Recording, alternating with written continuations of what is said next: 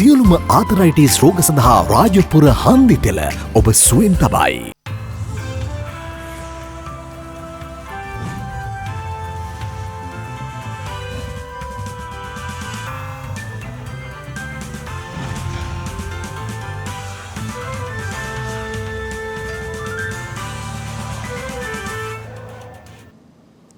ආයුබෝවන්. යථාර්ථවාදීව ලෝකයේ දෙස බලන්නට සත්‍ය සිදුවීම් සම්පීඩනයක පුවත් දිගහැරුම ශ්‍රද්ධා රූපවාහිනී 6:30 ප්‍රධාන ප්‍රවෘත්ති විකාශය සමගින් මම ලකිඳු නුවංග ප්‍රථමයෙන් සිරස්තල.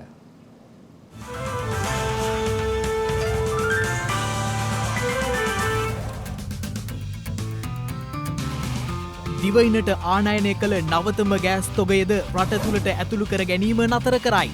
නිසි ප්‍රමිතියෙන් තොර නම් නැවත හරවා යවන බවට පාරිභෝගික රාජ්‍ය අමාත්‍යවරයාගෙන් ප්‍රකාශයක්. ඉල්ලීම් කිහිපයක් මුල් කර ගනිමින් ආරම්භ කළ තැපැල් වෘත්තීය සමිති ක්‍රියාමාර්ගය අද මධ්‍යම රාත්‍රියතෙක්. ඩෙංගු නීතිරීති යාවත්කාලීන කිරීමට අමාත්‍ය මණ්ඩල අනුමැතිය. ලුණුගම් වෙහෙර ජාතික වනෝද්‍යානය යාල වනපතේ කලාපයක් බවට පත් කෙරේ. ඔමික්‍රෝන් ආසාධිතයෙකු පළමු වරට චීනයෙන් හමුවෙයි.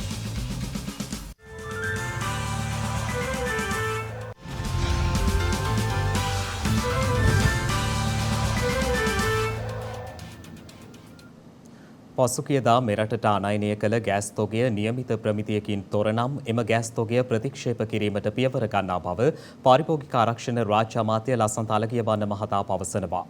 අමාත්‍යවරයා වැඩිදුරටත් සඳහන් කළේ අවසන් තීරණය ලබා ගැනීම සඳහා මේ වන විටත් අදාළ පරීක්ෂණ වාර්තා අධ්‍යයනය කරමින් පවතින බවයි.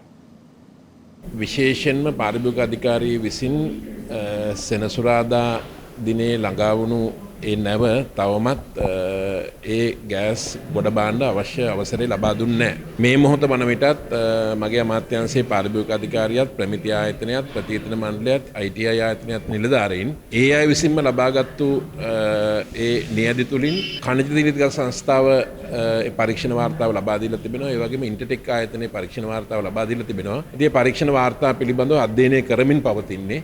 ඉතින් ඒ අනුව අවසාන තීරණයක් ඒ තාක්ෂණික කමිටුව විසින් ලබා ගනී. තාක්ෂණික කමිටුව කිව්වොත් ප්‍රමිතියට අනුව තිබෙනවා කියලා ගන්න පුළුවන්. තාක්ෂණ කමිටුව කිව්වොත් ප්‍රමිතියට අනුව නැහැ කියලා අනිවාර්යෙන්ම ඒ නැව ආපසු ඒ ආනයනය කරන රටට යෑමට සිද්ධ වෙයි. බොහොම පැහැදිලිව මේ රසායනාගාර වලින් ලබා දෙන වාර්තා අපි අනිවාර්යයෙන්ම ලබා දීමට කටයුතු කරන්නම්. අපිට නරක ගෑස් ගන්න මොනම ආකාරයකට අවශ්‍යතාවයක් නැහැ. ඒතකොට අපි මේ පරීක්ෂණ කරන්නේ අපි නවත්තලා තිබෙන්නේ. අපේ උපදෙස් පරිදි නිලධාරීන් ගිහිලා නියැදි ලබා ගන්න. ඉතින් ඒකින්ද අපිට ඕනෙත් මේකේ නිවැරදිතාවය තාක්ෂණික මේ කරුණු අනුව අවබෝධ කරගෙන ඒ සම්බන්ධව පාරිභෝගික ආරක්ෂා කිරීම වෙනුවෙන් කටයුතු කරන්න අපට අවශ්‍ය වෙන්නේ. එහෙනම් දැන් මේ නැව පිටත් කළා හැරියොත් ආපසු හැරියොත් තව නැවක් එන්න කොච්චර කල් ලැයිද?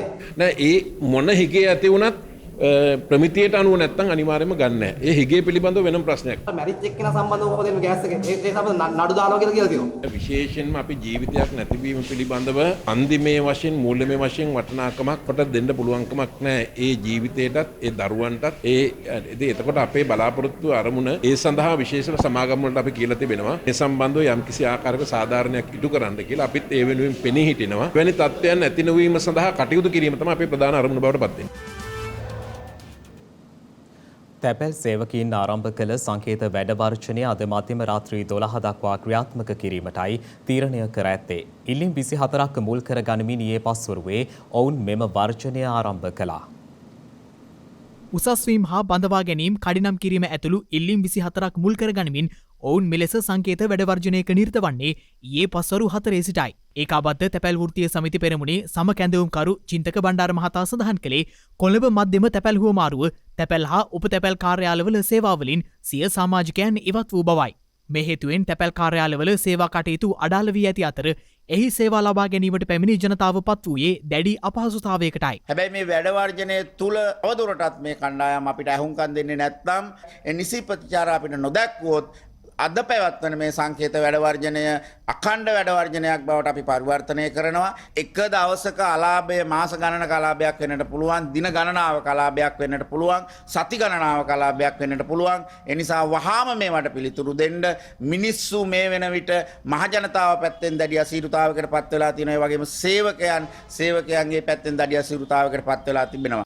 මේ අතර තැපැල්පති රංජිත් ආරියරත්න මහතා ප්‍රකාශ කළේ තැපැල් වෘත්තීය සමිති විසින් ඉදිරිපත් කරන ලද මෙම ඉල්ලීම් සම්බන්ධයෙන් ඊයේ දිනේදීත් පැය 3ක පමණ කාලයක් සාකච්ඡා කර මේ මොහොතේ කළ හැකි සහ නොහැකි දේවල් පිළිබඳ පැහැදිලි කර තිබියදී වැඩවර්ජනය කිරීම සාධාරණ නොවන බවයි. අවශ්‍ය කරන විසඳුම් ලබා දෙමින් තිබියදී සමහර කරුණු වලට මේ වෙනකොටත් විසඳුම් ලබා දී තිබියදී ඉදිරිපත් කරපු කරුණු 24න් කරුණු 20ක් පමණම අපිට විසඳා ගන්න පුළුවන්කම තිබියදී තමයි මේ වර්ජනයට යොමු වෙලා තියෙන්නේ. ඉතින් ඒක ඊටාත්ම කනගාටුදායක තත්ත්වයක්.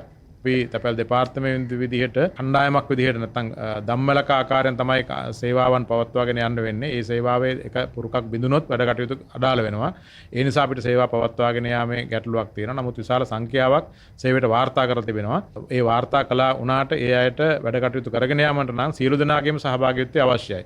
වෘත්තීය සමිතිවල හොඳ ඉතාමත්ම ධනාත්මක යෝජනා තියෙනවා. සම්බන්ධව අපි එකඟතාවයන් ප්‍රකාශ කරලා තියෙනවා. අපි සාකච්ඡා පවත්වමින් ඉන්නවා. ඉදිරියේදී සාමාන්‍යයෙන් මාස 2කට හෝ 3කට වතාවක් තමයි වෘත්තීය සමිතියත් එක්ක සාකච්ඡා කරන්නේ. නමුත් ඊයේ පැවති සාකච්ඡාවේදී අපි එකඟතාවය පළ කරා මාසිකව ඒ අයත් එක්ක තියෙන ගැටලු සාකච්ඡා කරලා විසඳුම් වලට එළඹෙන්න. ඉතින් එසේ තිබියදීත් මෙවැනි වෘත්තීය සමිතිය වලට යාම මා විශ්වාස කරන්නේ නැහැ සාධාරණයි කියලා. මේ අතර ඉල්ලීම් කිහිපයක් මුල් කර ගනිමින් දුම්රිය ස්ථානාධිපතිවරුන්ගේ සංගමය ඊයේ මධ්‍යම රාත්‍රියේ සිට පැය 24ක වැඩවර්ජනයක් ආරම්භ කර තිබෙනවා. මම දුම්රිය සාමාන්‍යාධිකාරී ලෙස අදාළ පියවර අරගෙන තියෙනවා කඩිනමින් මෙම ගැටලු විසඳීමට, වගේම අදාළ අංශ දැනුවත් කිරීමටත් මේ තියෙන ගැටලුව සම්බන්ධව. ඒ නිසා බලාපොරොත්තු වෙනවා ඉදිරියේදීම ගැටලු විසඳීමටත් දුම්රිය සියලුම කාර්ය මණ්ඩලය සමග සුහදව වඩා හොඳ දුම්රිය සේවයක් රටේ ජනතාවට ලබා දීමටත් අපි බලාපොරොත්තු වෙනවා. ඒ සඳහා සහයෝගය ලබා දෙන සම සියලුම දුම්රිය කාර්ය මණ්ඩලයෙන් ඉල්ලා සිටිනවා. අද දින දුම්රිය ධාවනයේ සාමාන්‍ය පරිදි සුදු බව මා වෙත වාර්තා වෙලා තිබෙනවා. ඉදිරියේදී යම් ගැටලුකාරී තත්ත්වයක් ඇති වුවොත් ලංගම වැනි ආයතන සමග සාකච්ඡා කර ඒ සඳහා විසඳුම් ලබා දීමටත් මම මේ වෙනුවට කටයුතු කර තියෙනවා. කොවිඩ් වසංගතය මධ්‍යයේ උත්සව සමය ආරම්භ වීමත් සමග ජනතාව වැඩි වශයෙන් ඒකරාශී වීම ඉතා අහිතකර තත්ත්වයක් බව සෞඛ්‍ය අංශ පෙන්වා දෙනවා. මේ අතර ඊයේ දිනේත් මෙරටින් වාර්තා වූ කොවිඩ් ආසාදිතයින් සංඛ්‍යාව 700 සීමාව ඉක්මවා ගියා.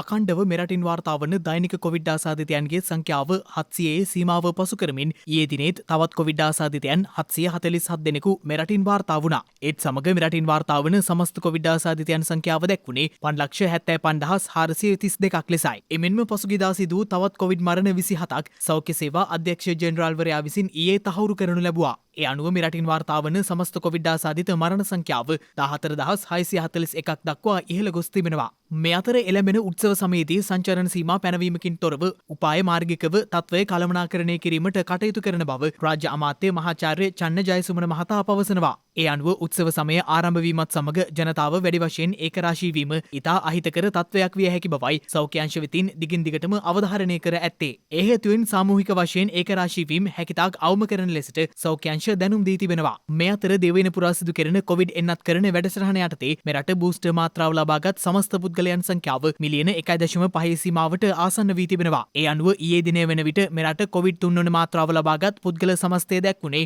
14,40,705ක් ලෙසයි. මේ අතර පාසල් දරුවන් එන්නත්කරණය සම්බන්ධයෙන් වන දැනුවත් කිරීම ඉදිරියේදී පාසල් හරහා දැනුම් දෙන බව නියෝජ්‍ය සෞඛ්‍ය සේවා අධ්‍යක්ෂ ජෙනරාල් විශේෂඥ වෛද්‍ය හේමන්ත හේරත් මහතා පවසනවා. දරුවන්ට එන්නත් ලබා දීම සම්බන්ධයෙන් මේ වන විට සෞඛ්‍ය අමාත්‍යාංශය මගින් දෙන උපදෙස් පරිදි අධ්‍යාපන අමාත්‍යාංශයත් සමග එකතුව තමා මේ එන්නත් කිරීමේ ක්‍රියාවලිය ආරම්භ වන්නේ. මේ පිළිබඳව පාසල් වලින් දරුවන්ට සහ දෙමව්පියන්ට දැනුම් දෙනවා ඇති. ඒ ක්‍රමවේදය භාවිතා කරමින් නියමිත දිනයට නියමිත ස්ථානයකදී නියමිත වේලාවට දරුවන්ට ඒ එන්නත ලබා දීමට කටයුතු කරන්න කියලා ඉල්ලා සිටිනවා. මේ මොහොතේ හදිසි වෙන්න එපා. අවශ්‍ය කරන සැලසුම් සකස් කරලා පාසල් මගින් දරුවන් වෙත සහ දෙමව්පියන් වෙත ඒ පිළිබඳව දැනුම් දෙනු ඇති. මේ අතර ගර්භණී කාන්තාවන් කොවිඩ් එන්නතේ 3 වන මාත්‍රාව ලබා ගැනීම සම්බන්ධයෙන්ද ඒ මහතා මෙසේ අදහස් පළ කළා. කිසිම ගැබිමව කෙනෙකුට මේ එන්නත ලබා නොදීමට හෝ නොසුදුසුකමක් මේ මොහොතේ නැහැ. විශේෂ අසාත්මිකතාව වැනි හේතුවක් කරනහම ඒක ගැබිනී භාවයට සම්බන්ධ දෙයක් නෙවෙයි. පුද්ගලයෙක් හැටියට ඒ එන්නත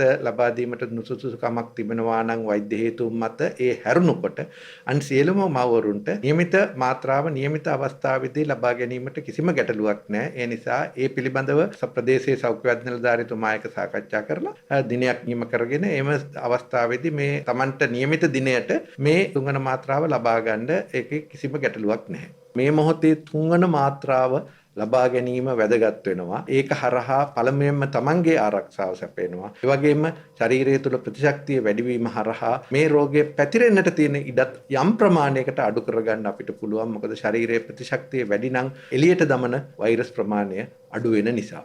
මේ වන විට වෛරසය ආසාදිතව රෝහල්වල ප්‍රතිකාර ලබන පුද්ගලයන් සංඛ්‍යාව 15,023ක් වන අතර වෛරසය ආසාදිතව සිට සුවය ලැබූ සමස්ත පුද්ගලයන් සංඛ්‍යාව දැක්වෙන්නේ 5,45,768ක් ලෙසයි. චීනයෙන් පළමු ඔමික්‍රෝන් ප්‍රභේදය ආසාදිතයා හඳුනාගෙන ඇති බව විදෙස් මාධ්‍ය වාර්තා කළා.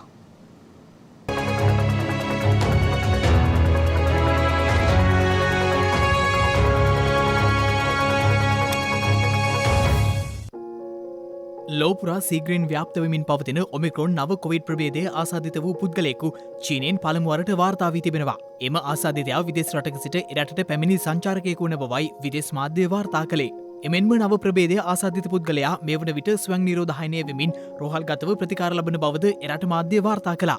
ඒ අනුව ආසාදිතයා හමු වී ඇති චීනයේ තියැන්ජින් ප්‍රදේශයට මේ වන විට දැඩි සීමා පැනවීමටයි එරට බලධාරීන් පියවරගෙන ඇත්තේ. මේ අතර දකුණු අප්‍රිකාවෙන් මුල්වරට හඳුනා ගැනුණු ඔමික්‍රෝන් කොවිඩ් ප්‍රවේදය මේ වන විට ලොව රටවල් 65කට වැඩි සංඛ්‍යාවකට ව්‍යාප්ත වී ඇති බව ලෝක සෞඛ්‍ය සංවිධානය ප්‍රකාශ කළා. එමගින් දැඩි ගෝලීය අවදානමක් ඇති කරනු ඇති බවයි එම සංවිධානය පෙන්වා දී ඇත්තේ.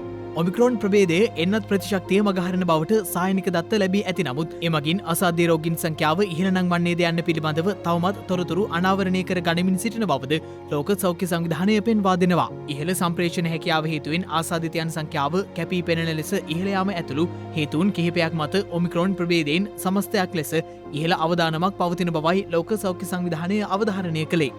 මේ අතර එක්සත් රාජධානියේ ඔමික්‍රෝන් කොවිඩ් ප්‍රභේදය ආසාදනයෙන් සිදු වූ ප්‍රථම මරණය ඊයේ වාර්තා වී තිබෙනවා. එරට සෞඛ්‍ය අමාත්‍ය සජිඩ් ජාවිඩ් සඳහන් කළේ ඔමික්‍රෝන් කොවිඩ් ප්‍රභේදය ආශ්චර්යමත් අන්දමින් පැතිරෙන අතර මේ වන විට ලන්ඩනයේ ආසාදිතයන්ගෙන් 40%ක්ම ඔමික්‍රෝන් ආසාදිතයන් වන බවයි. මේ නිසා දිනකට වර්ධක එන්නත් මාත්‍රා මිලියනයක් බැගින් ලබා දීමටයි එක්සත් රාජධානිය සැලසුම් කර ඇත්තේ. එමෙන්ම ඔමික්‍රෝන් කොවිඩ් ප්‍රභේදයට එරෙහිව ප්‍රතිදේහ ගොඩනැගීම සඳහා එන්නත් මාත්‍රා දෙකක් ප්‍රමාණවත් නොවන බවද ඔක්ස්ෆර්ඩ් සරසවිය ඊයේ ප්‍රකාශයට පත් කළ අධ්‍යයන වාර්තාවකින්ද තහවුරු කර තිබෙනවා.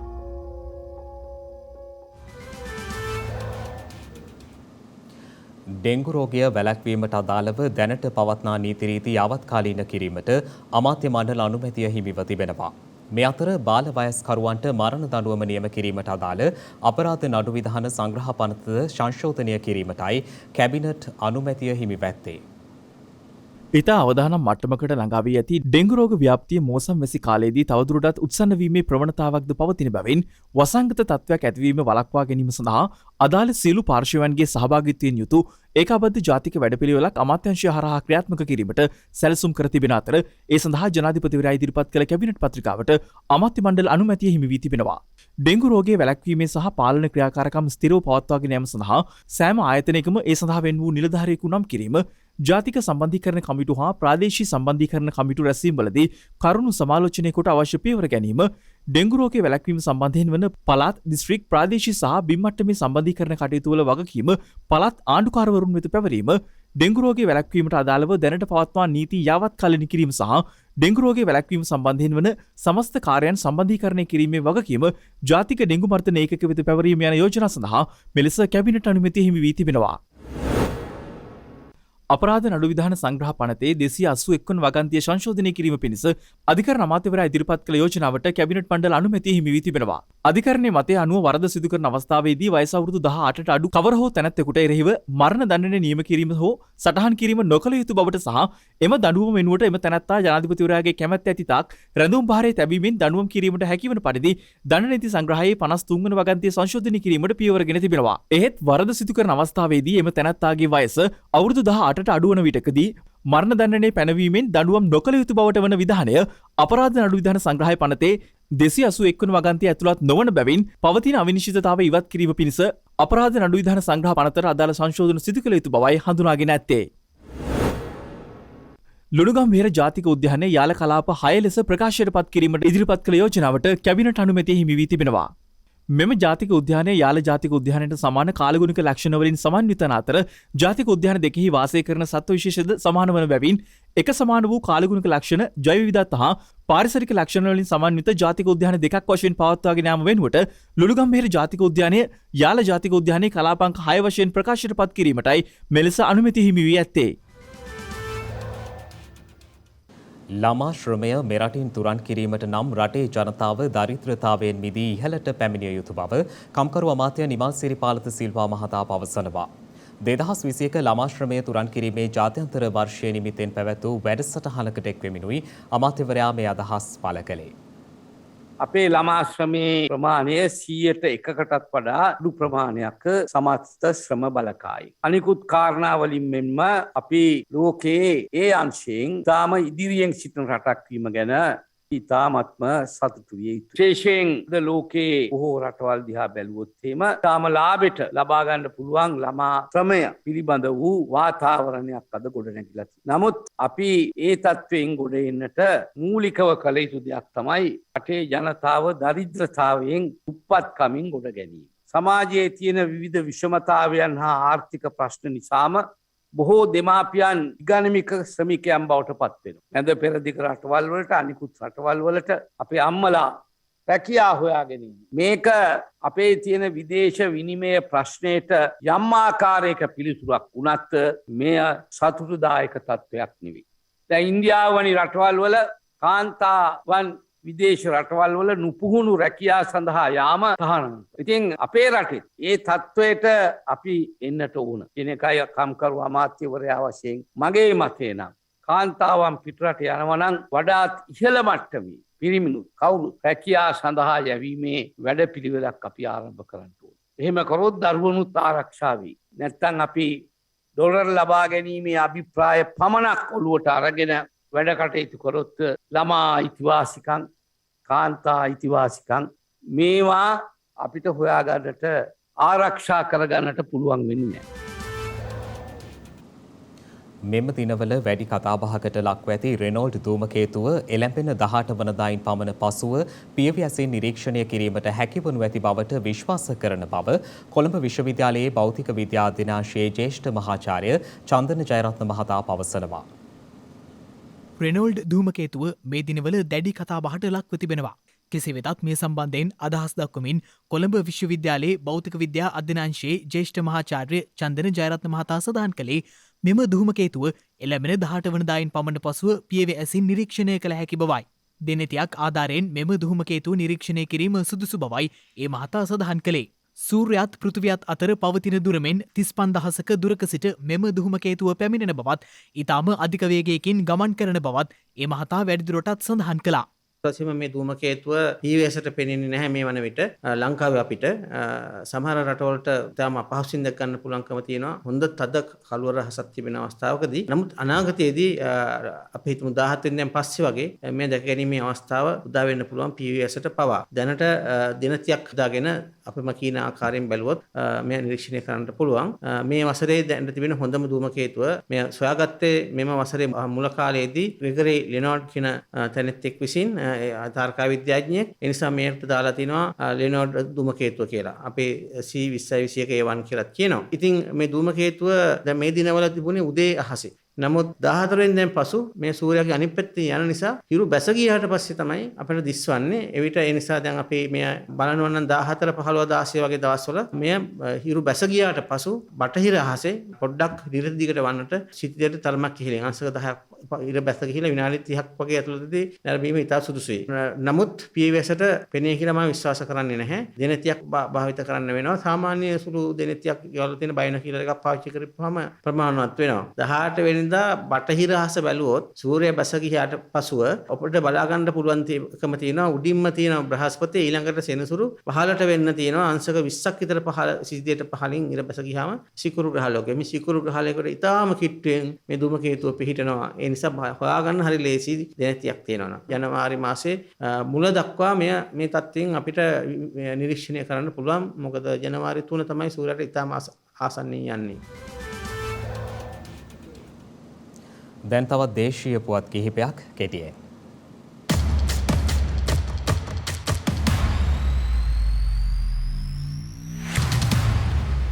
මේ දිනවල වෙළඳපොලේ පවතින උග්‍ර කිරිපිටි හිඟයත් සමග නුවර එළිය නගරයේ පිහිටි දේශීය කිරිපිටි අලෙවිසලක් ඉදිරිපිට කිරිපිටි පැකට් මිලදී ගැනීමට පාරිභෝගිකයන් දිගු පෝලිම්වල රැඳී සිටින අයුරු මෙලෙස කැමරාවේ සටහන් වුණා. අඹේවිල පිහිටි කිරිපිටි කර්මාන්ත ශාලාවෙන් එම කිරිපිටි අලෙවිසල වෙත අද උදෑසන කිරිපිටි පැකට් 360ක් නිකුත් කර තිබූ අතර ඒවා මිලදී ගැනීමට නුවර එළිය ප්‍රදේශයේ පාරිභෝගිකයන් මෙලෙස උදෑසන සිටම දිගු පෝලිම්වල රැඳී සිටින බවයි අප වාර්තාකරු සඳහන් කළේ. කෙසේ වෙතත් ඉල්ලුමට සරලන සැපයුමක් නොලැබීම හේතුවෙන් එහිදී ඇතැම් පාරිභෝගිකයන්ට කිරිපිටි පැකට් මිලදී ගැනීමට නොහැකි තත්ත්වයක් උද්ගත වූ බවයි වාර්තා වන්නේ.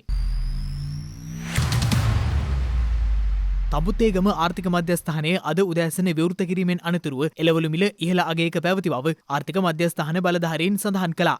අද තඹුත්තේගම ආර්ථික මධ්‍යස්ථානයේ කැරට් රුපියල් 420 450ක තොග වශයෙන් ව්‍යාපාර කටයුතු සිදු වුණේ. බොංචි රුපියල් 320 350, බීට් රුපියල් 280 300, පහත රටෙලු හැටියට කරලු රුපියල් 380ක් 400ක් වගේත්, බණ්ඩක්කා 120ක් 130ක් වගේත්, වැටකුළු 150ක් 160ක් වගේත් රුපියල් 10ක 15ක සුළු අඩුවීමක් නම් පහත රටෙලු අද දින සිද්ධ වුණා. එමෙන්ම මේ දිනවල තඹුත්තේගම ආර්ථික මධ්‍යස්ථානයේ වෙත රැගෙන එන එළවලු ප්‍රමාණවල විශාල අඩුවක්ද පවතින බවයි ඔවුන් සඳහන් කළේ. තවද එළවලු මිලදී ගැනීමට පැමිණෙන වෙළඳුන්ගේද අඩුවක් දක්නට ලැබෙන බව ඔවුන් වැඩිදුරටත් සඳහන් කළා.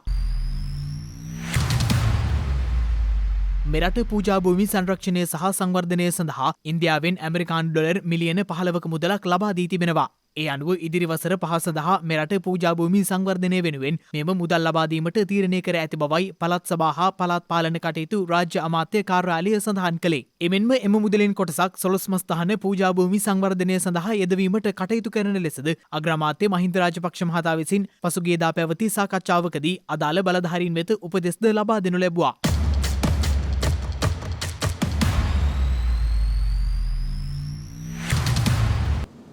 උස් තැනටත් පොඩි තැනටත් නීතිය එක ලෙස ක්‍රියාත්මක වීම සමාජ යහපතට හේතු වන බව පෙන්වන කතාවක් මේ. නීතිය සමාජය තුළ තුලිත විය යුතු බවට මේ හොඳම නිදසුනක්. ඇය දෑසේ කඳුළු පුරවා ගනිමින් මේ හිස නමන්නේ නීතියටයි.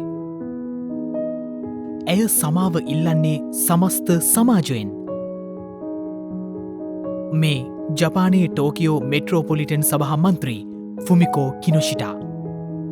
අපේ රටේ විදියට නම් මහනගර සභා මන්ත්‍රී කෙනෙක්. ඇය මේ විදියට මාධ්‍ය ඉදිරියේ පෙනී සිටින්නේ තමන්ගේ අතින් සිදු වූ රිය අනතුරක් සම්බන්ධයෙන් සමාව ගැනීමටයි. පසුගේ දිනක ඇගේ මෝටර් රථයේ ගැටීම හේතුවෙන් පුද්ගලයන් දෙදෙනෙකු තුවාල ලබා තිබුණා. අනාවරණය වුණේ ඇය රියදුරු බලපත්‍ර නොමැතිව වාහනය දහවනය කර ඇති බවටයි. රටෙහි නීතිය උස් තැනටත් යට තැනටත් එක ලෙසම විය යුතුමය. මෙට්‍රොපොලිටන් සභාව ඇගේ තනතුරුවලින් ඇයට ඉල්ලා අස්විය යුතු බව නිවේදනය කළේ ඇගේ වරද සුළුපටු නොවන බවද පෙන්වා දෙමින්. අවසානයේ ඇය ඇගේ සියලු තනතුරුවල බලය සිය වැරැද්ද ඉදිරියේ අත්හැරීමට තීරණය කළා. ගැබිනි මවක් වන ඇය මාධ්‍ය ඉදිරියට පැමිණ තම තනතුරුවලින් ඉල්ලා අස්වන බව දන්වා සිටියා. සිදු වූ වැරදීම සම්බන්ධයෙන් සමාව අයද සිටින්නටත් ඇය අමතක කළේ නැහැ. ඒ වගේම ඇය නියෝජනය කළ පක්ෂයත් රටේ සියලුම දෙනාගෙන් සමාව ඉල්ලා සිටියා.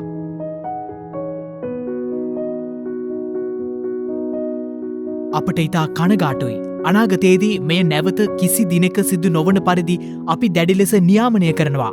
ඔවුන් පැවසුවා. නීතිය ලෙස නොසලකන ඇතැම් උස්තැන්වලට මේ කාර්ය ලොකු ආදර්ශයක් බවට පත්වෙන බව අමුතුවෙන් කියන්න ඕනෙ නැහැ. නීතිය ඉදිරියේ තමන්ගේ වරද වසන් කරමින් මුදල්වල තනතුරුවල සහ තමන්ගේ බලයෙහි බලවත්කම් පෙන්වන බොහෝ පිරිසක් සිටින ලෝකයේ තුළ නීතිය ලෙසටම ක්‍රියාත්මක විය යුතු බවට මෙය හොඳම නිදර්ශනයක්. ඇයට සිය වරද පිළි නොගෙන වසන් කරන්නට ඉඩ තිබුණා. නැතිනම් ඇය නියෝජනය කළ පක්ෂයට ඇය වෙනුවෙන් පෙනී සිටින්නට ඉඩ තිබුණා. වැරැද්ද වසන් කරන්නට දහසක් දේ කරන්නට තිබුණා. ඒ සිය බලය පෙන්වමින්. ඒත් එක රටක් නම් සැමට නීතිය පොදු විය යුතු බවට ඔවුන් පෙන්වා දෙමින් ඔවුන් සමාජයට අර්ථපූර්ණ සැපයුවේ තවමත් නීතියේ තුලාව උස්තැනටත් පොඩි තැනටත් එක ලෙස සමානුපාතිකවීම රටකට අවශ්‍යම බවයි.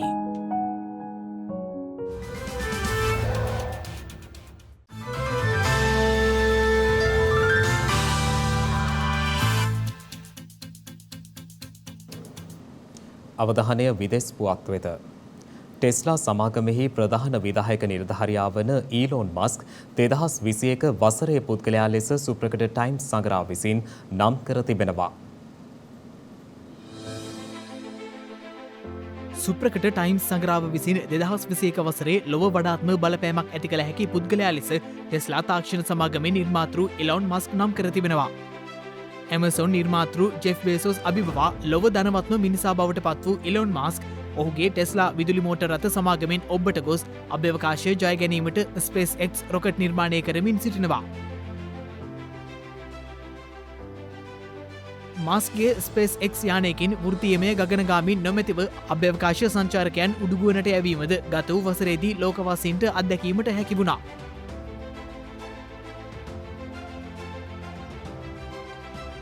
දකුණු අප්‍රිකාවේ උපත ලද දැන් 50 වැනි වියේ පසු වන එලොන් මස්ක්ගේ වත්කම් ඩොලර් බිලියන 250 ඉක්මවන බවයි එම සංග්‍රාව පෙන්වා දෙන්නේ.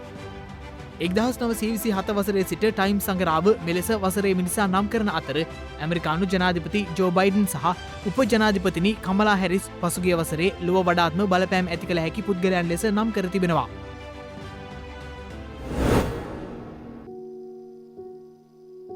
මේ අතර ලෝක කාලගුණ වෙනස ගෝලීය ආරක්ෂක අවදානමක් බවට එක්සත් ජාතීන්ගේ ආරක්ෂක මණ්ඩලය වෙත ඉදිරිපත් වූ යෝජනාවට එරෙහිව ඉන්දියාව ඡන්දය ප්‍රකාශ කර තිබෙනවා.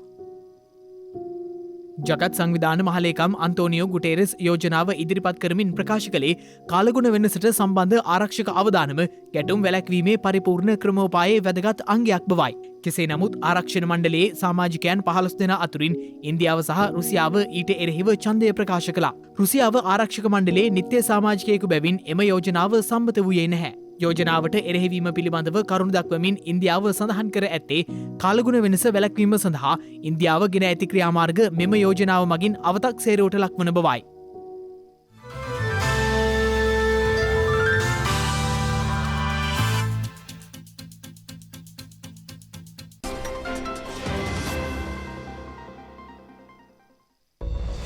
හෙට දෙසැම්බර් 15 වැනිදා හෙළේ මහා කිවිඳිය ලෙස සැලකෙන කාව්‍යාලෝකය ප්‍රභාමත් කළ දෝන ඉසබෙලා කොරනේලියා හෙවත් ගජමන් නෝනා මෙලොවින් සමුගෙන ඇත්තේ 1814 වසරේ දෙසැම්බර් මස 15 වන දිනයි. හිටිවන කවිකීම සහ ලිවීම සම්බන්ධයෙන් පැවති දක්ෂතාවයේ හේතුවෙන් ප්‍රසිද්ධියට පත් ඇය රුහුණේ කිවිඳිය යන විරුදාවලියෙන්ද හඳුන්වා තිබෙනවා.